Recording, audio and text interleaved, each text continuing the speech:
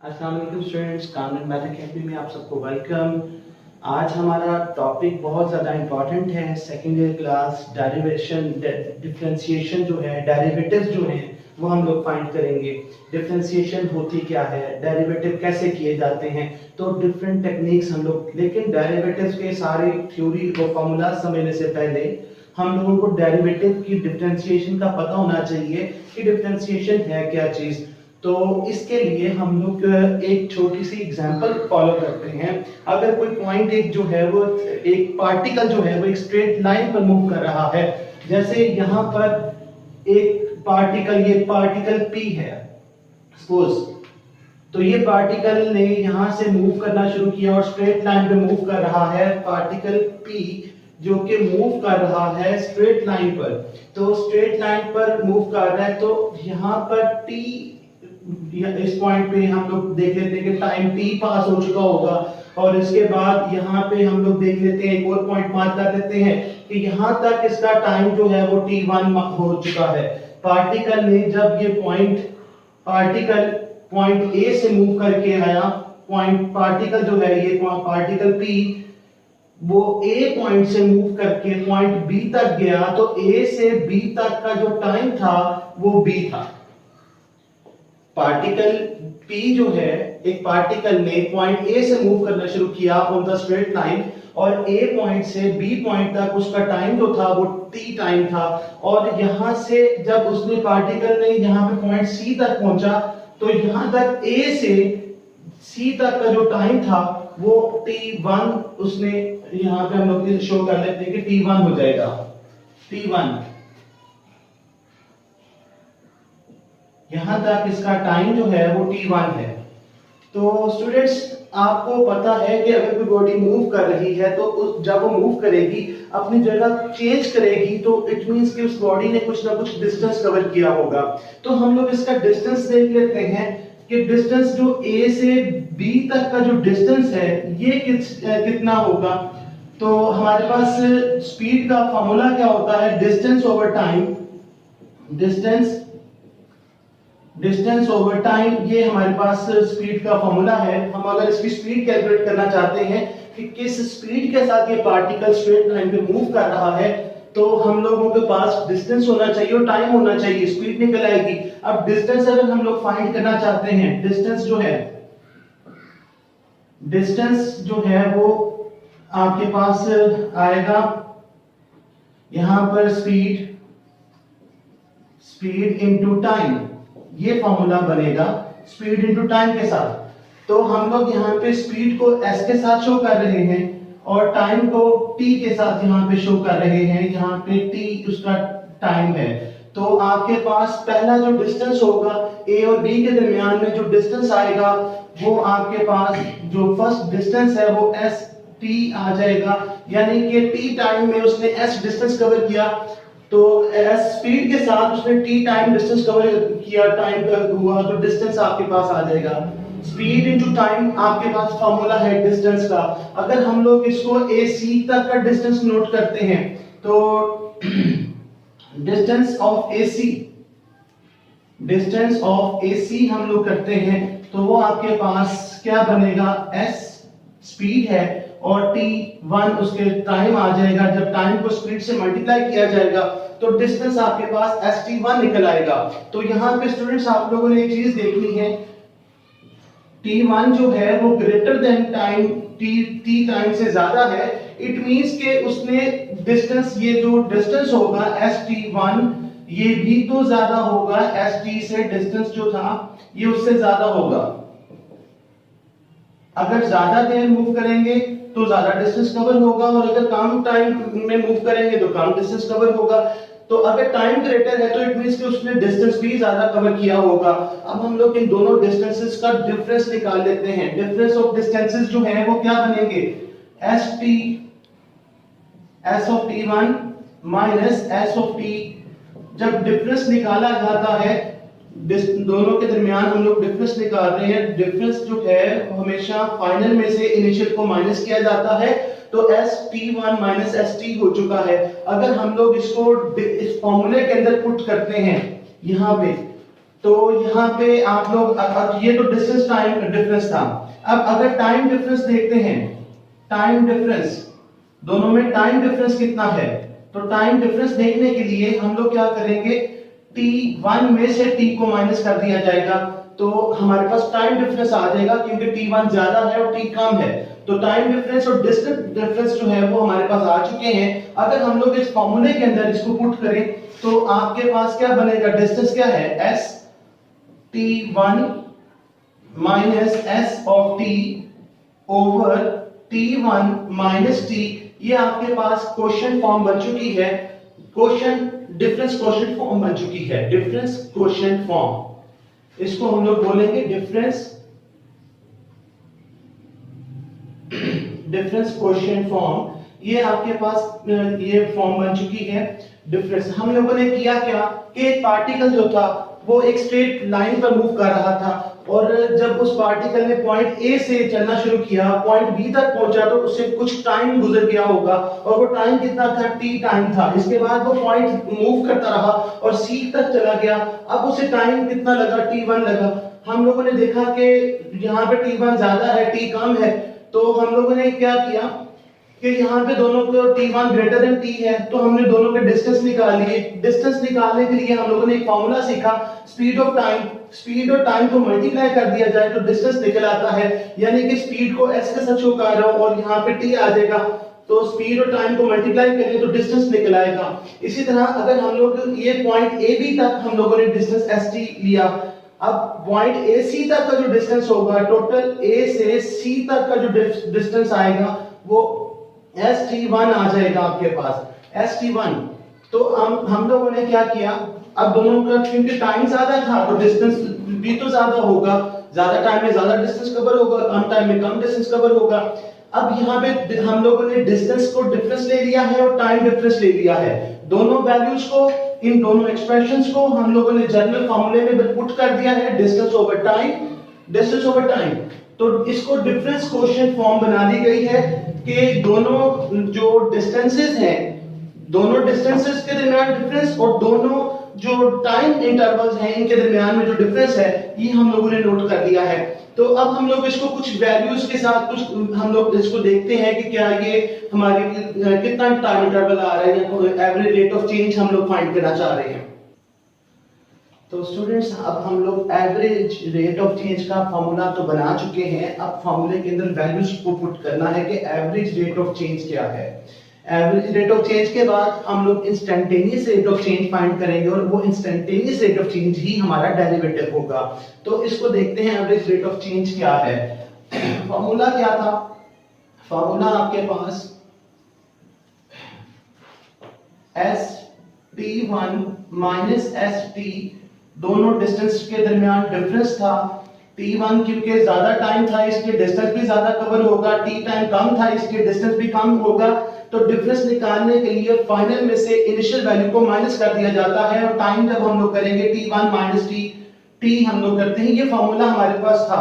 अगर हमारे पास suppose t जो है हम लोग रखते हैं 3 सेकंड्स रखते हैं और t1 जो है वो 5 सेकंड्स रखते हैं, तो अब यहाँ पे अगर वैल्यूज को पुट करें, यहां पर हम लोग इसकी वैल्यूज को पुट करते हैं, हम लोग s ऑफ t जो है वो आपके पास क्या है जी, t स्क्वायर प्लस t है। अगर s ऑफ t जो है यानी कि डिस्टेंस तो किसके इक्वल है, टाइम का स्क्वायर करके प्लस टाइम करें तो वो डिस्टेंस इनटू टाइम के इक्वल निकल आएगा।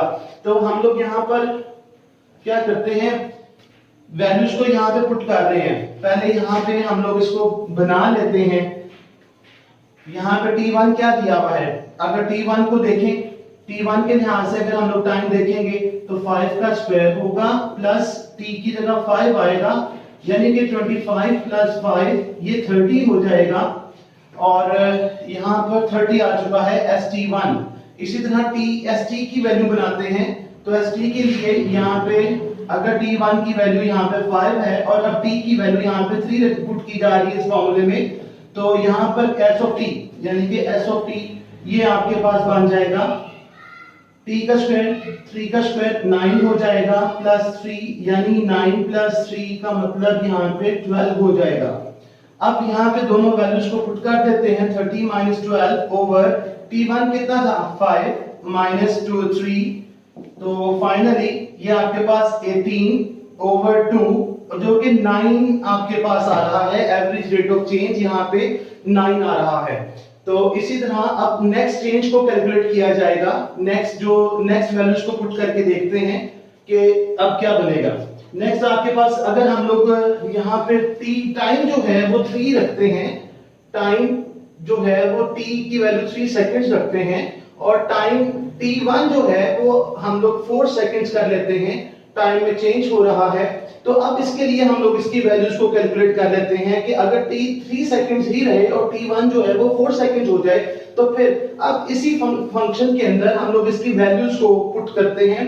तो यहाँ पर s ऑफ t हम लोग रखना चाहते हैं कि t1 जो है वो 4 सेकंड्स है, तो यहाँ पे s ऑफ t1 के लिए वर्किंग कर रहे हैं जो कि t1 का स्क्वायर प्लस t हो जाएगा, t1 हो जाएगा, t1 का स्क्वायर यानी कि 4 का स्क्वायर होगा प्लस 4 मींस 16 प्लस 4 का मतलब 20 आ जाएगा।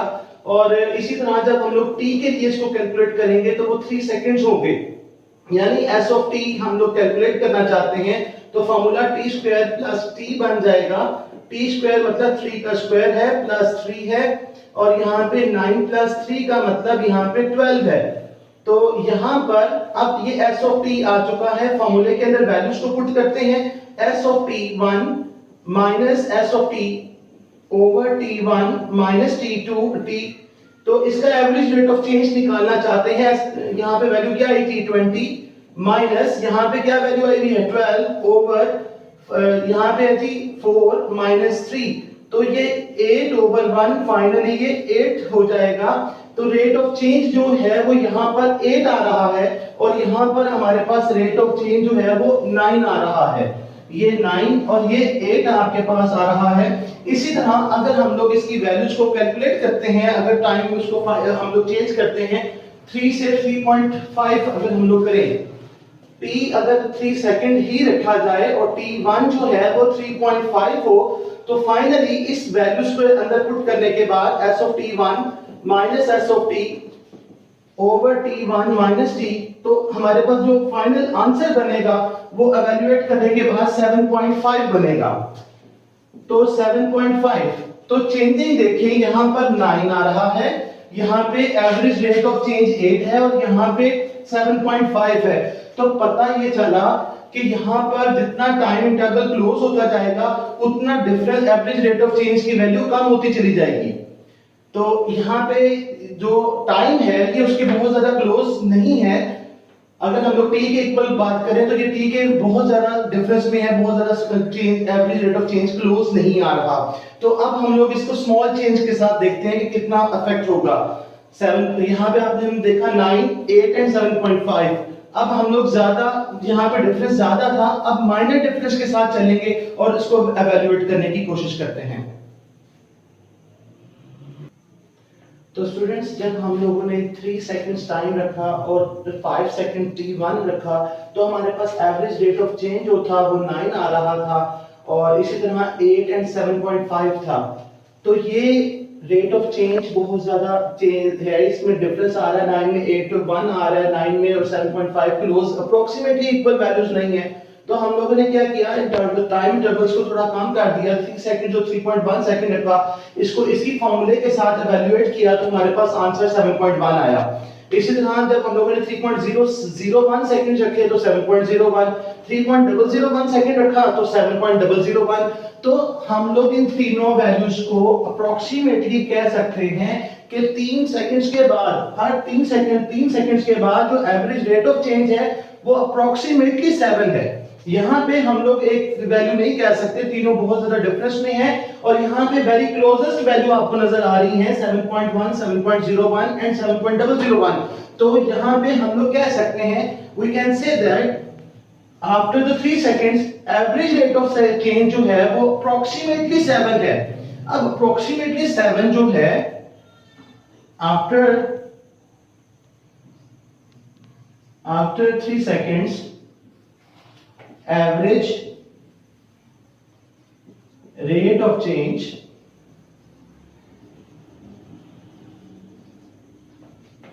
is approximately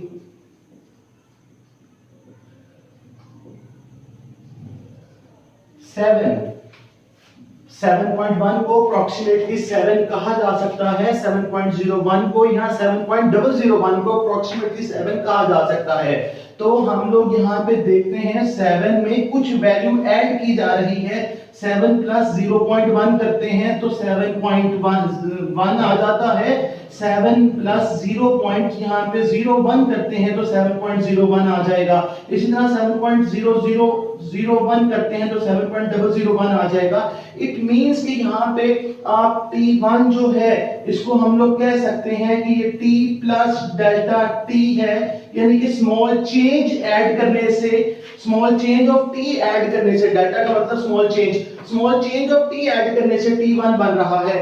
तो अगर ये स्मॉल चेंज ऐड करने से T1 बन रहा है तो हम लोग इस फॉर्मूले के अंदर इसको वैल्यूज को पुट करते हैं, तो वैल्यूज क्या बनेंगी आपके पास, S ऑफ T1 की रिप्लेस में हम लोग लिख रहे हैं T plus delta T minus S of T over T1 की रिप्लेस में हम लोग लिखेंगे T plus delta T minus T। अगर इसको सिंप्लीफाई किया जाए S of T plus delta T, यानी कि small change of time add हो चुका है, minus S of T over, इसकी ब्रैकेट ओपन करेंगे तो ओनली डेल्टा T बचेगा। तो ये एवरेज रेट ऑफ चेंज हम लोगों के पास एक जनरल फॉर्म में आ चुका है, डिस्टेंस का और टाइम का हमारे पास एवरेज रेट ऑफ चेंज हमारे पास आ चुका है। तो T1 हम लोगों ने यहाँ पर देख लिया है कि कुछ स्मॉल अमाउंट ऐड करने से T1 बन रहा है, T में थोड़ी सी वैल्यू ऐड करने से, स्मॉल चेंज ऐड करने से T के अंदर तो T1 बन जाएगा। तो ये हमारे पास एवरेज रेट ऑफ चेंज आ गया है। अगर हम लोग यहाँ पर लिमिट एक ले लेते हैं, limit delta T approaches to zero है, अप्रोचेस टू जीरो का मतलब ये है कि ये जीरो एग्जैक्टली जीरो नहीं है लेकिन जीरो के करीब करीब है। तो यहाँ अगर ये लिमिट एग्जिस्ट कर रही है S of T plus delta T minus S of T over delta T, तो ये जो फॉर्म बन रही है ये आपके पास इंस्टेंटेनियस रेट ऑफ चेंज बन रही है। इंस्टेंटेनियस रेट ऑफ चेंज है। इंस्टेंटेनियस रेट ऑफ चेंज को हम लोग डेरिवेटिव कहते हैं किसी भी फंक्शन का। अगर हम लोगों ने डेरिवेटिव निकालना होगा तो हमें इस फॉर्म में उसको लेके जाना होगा, और ये जो फॉर्म है आपके पास ये एपी निशो मेथड है, फर्स्ट प्रिंसिपल है, और बाय डेफिनेशन अगर हम लोग कहें तो ये आपके पास आ जाएगा। अभी हम लोग इसको डेरिवेटिव फंक्शन का हम लोग कोई डेरिवेटिव बना इसको देखते हैं कि इसका किसी भी फंक्शन का इंस्टेंटेनियस रेट ऑफ चेंज निकालने की कोशिश करते हैं। स्टूडेंट्स, अगर हम लोग यहाँ पे किसी फंक्शन का डेरिवेटिव बनाना चाहते हैं तो इसके मुताबिक ये जो फॉर्मूला हम लोगों ने फाइंड किया था इंस्टेंटेनियस रेट ऑफ चेंज जो है वो डेरिवेटिव कहलाता है।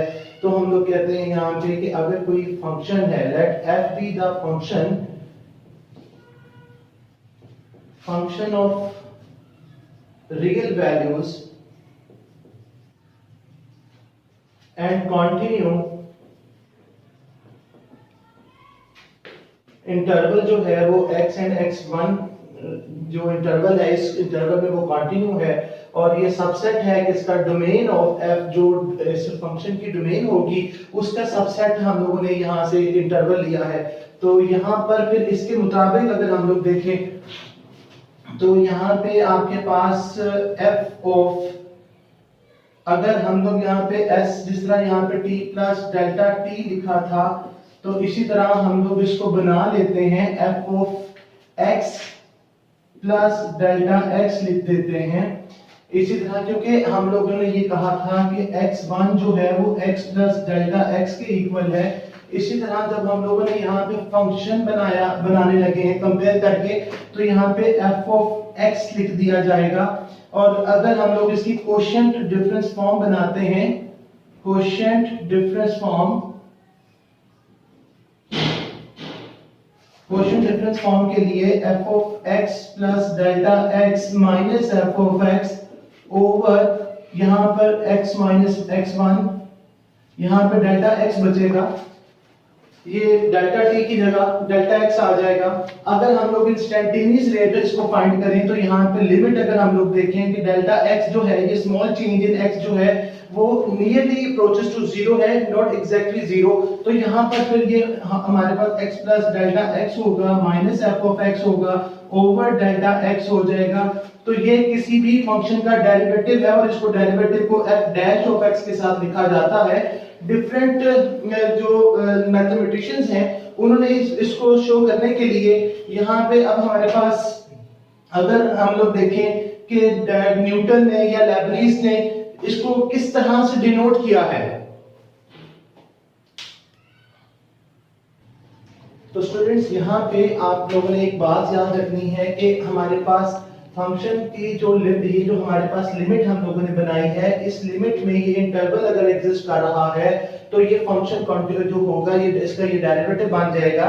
और यहाँ पर अब इसको नोटेशन जो है उसको नोट इसको शो कैसे किया जा रहा है। लेबनीज एक मैथमेटिशियन था जिसने कहा था dy/dx यानी कि y का derivative with respect to x हम लोगों ने इसको फाइंड किया था।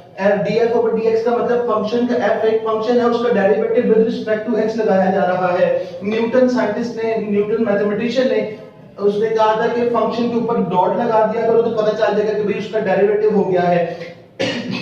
लैग्रेंज ने f डैश ऑफ x के साथ शो किया और क्यूचे ने df ऑफ x उसने बताया कि डेरिवेटिव ऑफ फंक्शन हो चुका है, फंक्शन जो x में है।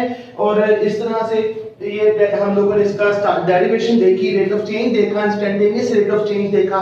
तो उम्मीद है कि आप सबको ये वीडियो बहुत अच्छी लगी होगी और आपने मेरे चैनल को ज्यादा से ज्यादा सब्सक्राइब करना है और दोस्तों के साथ शेयर करना है और वीडियो को एंड तक जरूर देखा करें।